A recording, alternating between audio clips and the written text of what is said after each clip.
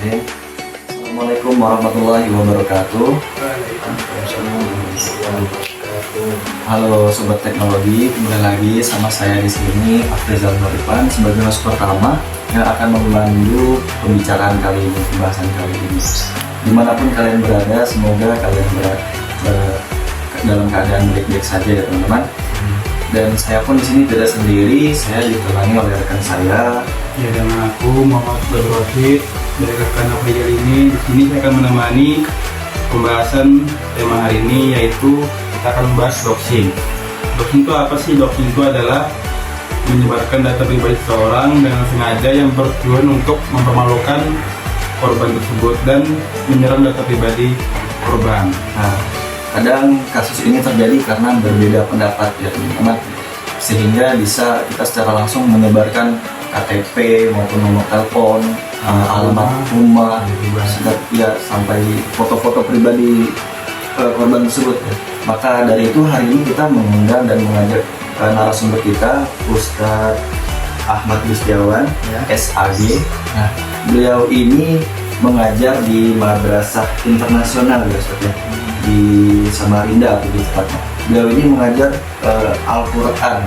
Nah, tepat sekali nih teman-teman, narasumber kita cocok dengan pembahasan kali ini, doxing dalam pandangan Islam, yang bertemakan berbijak Dalam media sosial. Iya, di media sosial tentang doxing, pandangan Islam. Nah, mungkin langsung aja beberapa pertanyaan ya Rul, kita bisa tanyakan, mungkin bisa dibacakan Rul. Izin Ustaz, saya akan menanyakan beberapa pertanyaan, mungkin ada 3 aja ya. Yang pertama tuh, bagaimana Islam memandang perilaku doxing yang saat ini sering terjadi di media sosial? Yang kedua, apa saja dalil yang bisa dijadikan landasan untuk menghindari tindakan doxing? Dan yang ketiga, bagaimana cara umat Islam bisa lebih bijak dan etis dalam menggunakan media sosial, Ustaz? Ya, baik. Assalamualaikum warahmatullahi wabarakatuh. Alhamdulillahirabbil alamin. Terkait masalah doxing ini, lebih di media sosial yang sangat marak sekali di zaman sekarang ini. Mana doxing ini membuat seseorang itu yang awalnya kaya bisa menjadi miskin, dan yang menyebabkan doxing itu yang miskin menjadi kaya. Ini perlu bermanfaat sekali perlu kita dapat perhatian khusus masalah ini. Berbicara bagaimana Islam menganggap doxing ini, tentu di dalam Islam itu menjaga rahasia seseorang dan kehormatan seseorang, lebih-lebih sesama muslim, seiman, itu sangat penting dan itu sangat diperintahkan di dalam ajaran Islam. Karena dalam Al-Quran itu disebutkan, janganlah kamu mencari-cari kesalahan orang lain. Dengan bahasa tajassus, mencari kesalahan itu dilarang di dalam Al-Quran. Begitu juga dengan hadis Nabi SAW juga, barang siapa yang menutupi, menjaga kehormatan sesama muslim, saudara seimannya, maka Allah akan menjaga kehormatannya dunia dan akhirat. Hasil pandangan Islam terhadap doxing ini yaitu sangat detail dalam konteks menjaga kehormatan sama muslim. Maka diharamkan kita sebagai orang Islam untuk menyebarkan aib-aib saudara kita.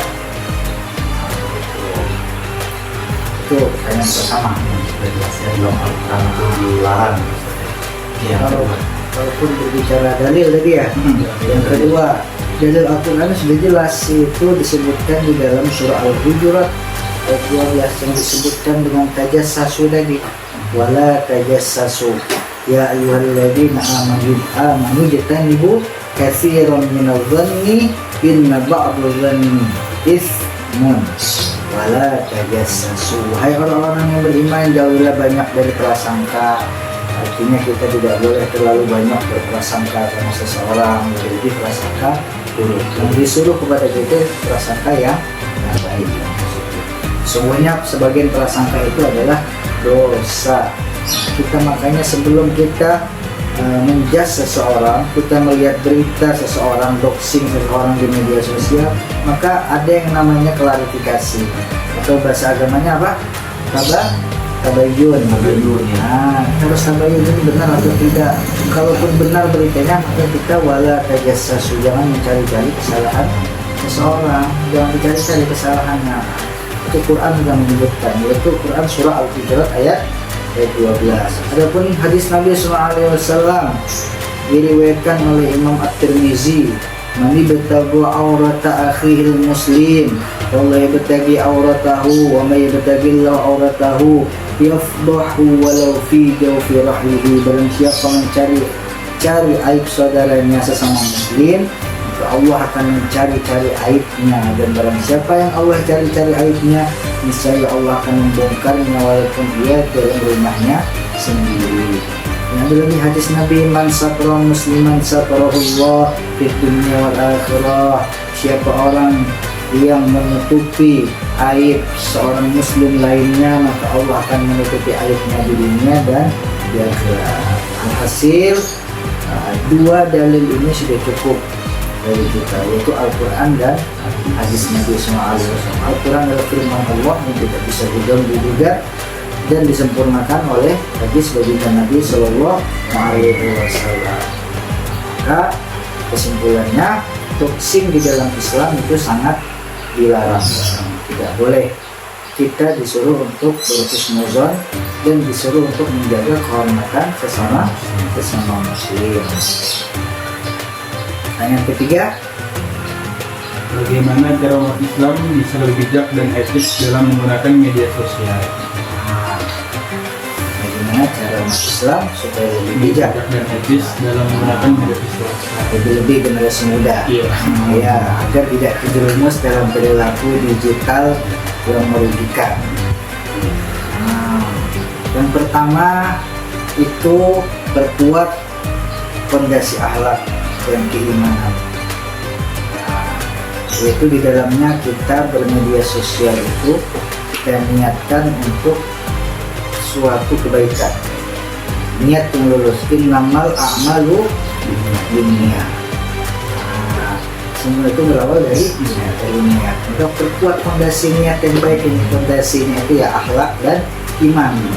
Niat kita, niat yang lurus. Yang kedua, kita pilihlah konten yang bermanfaat, konten yang dengan tanggung jawab, yang kita bisa bertanggung jawabkan konten tersebut.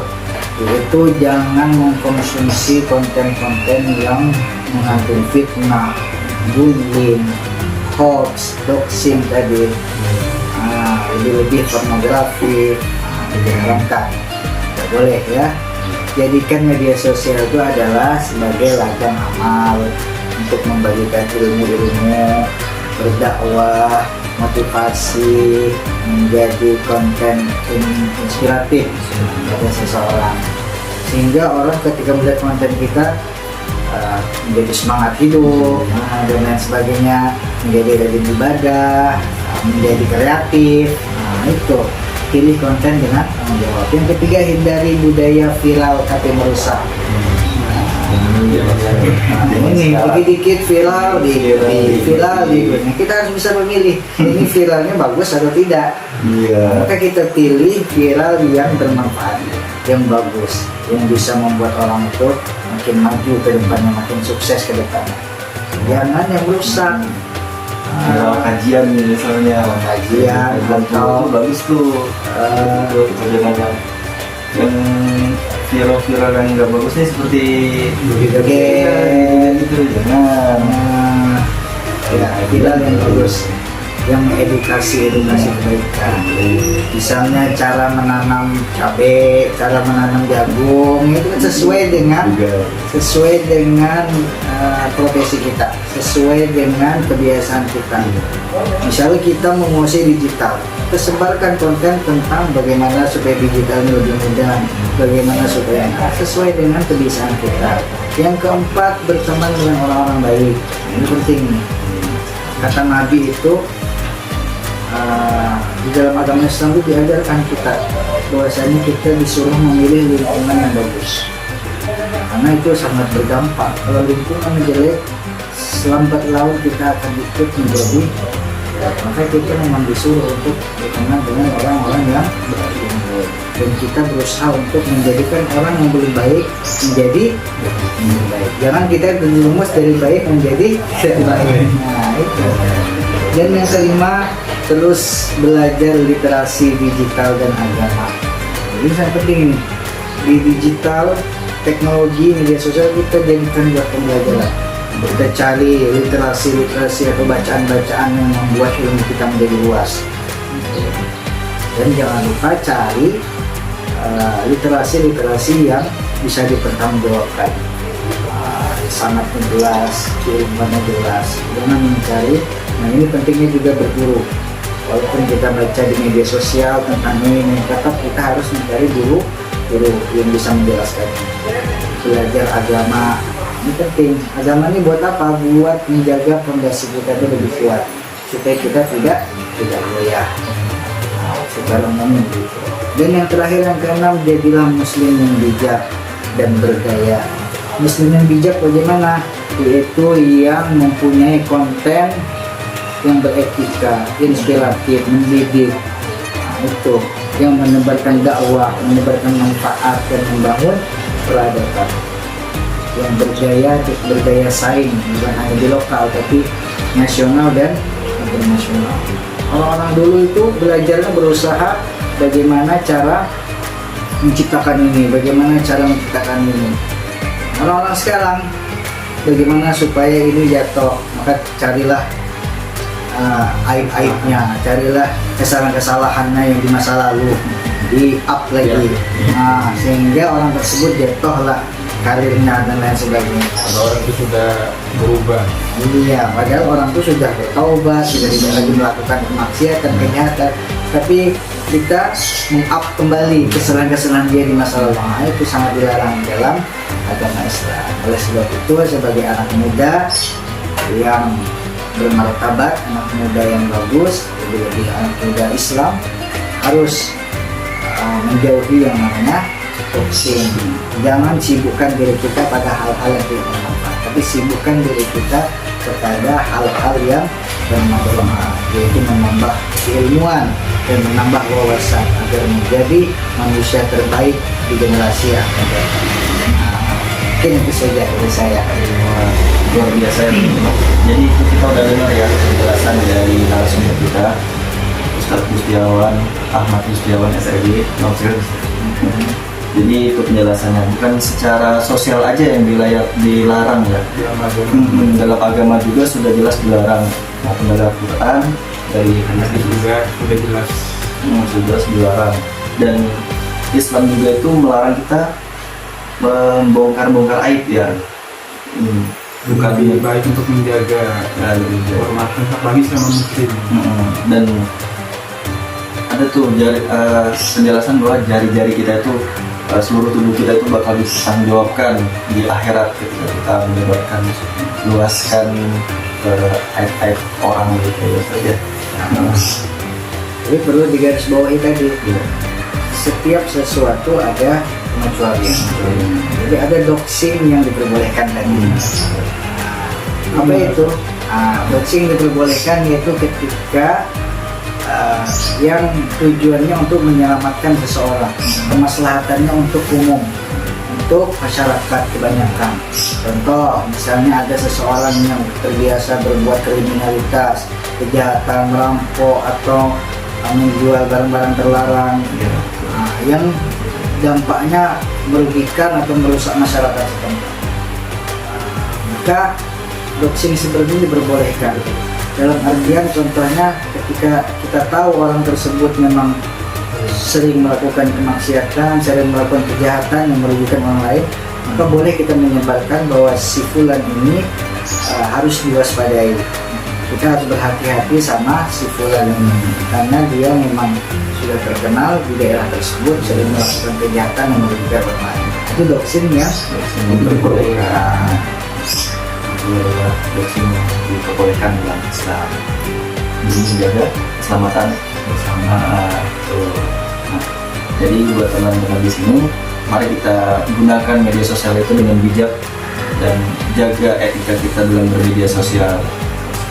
Ya, mungkin itu aja teman-teman dari video kita, sharing-sharing santai dari kita dan narasumber kita.